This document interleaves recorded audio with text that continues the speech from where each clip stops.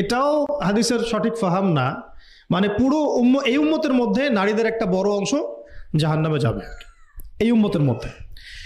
তো তোমরা বেশি বেশি সাদাকা করো, তোমরা বেশি বেশি সদকা করো, একটা খেজুরের টুকরা দান করে হলেও জাহান্নাম থেকে বাঁচো।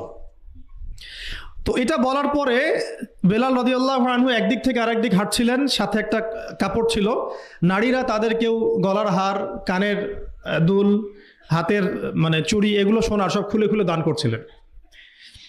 মেয়েদেরকে সাদাকার মধ্য দিয়ে জাহান্নাম থেকে বাঁচতে হবে, সদকা করার মধ্য দিয়ে মেয়েদেরকে জাহান্নাম থেকে বাঁচতে হবে। আজকে যদি আপনি একটা প্রতিষ্ঠান গড়ে দিয়ে যেতে পারেন, এটা যদি আরো 50 বছর সাস্টেইন করে, এই 50 বছর এখানে যত মানুষ দিন শিখবে সমস্ত মানুষের ইলমের নেকি আপনি পাবেন।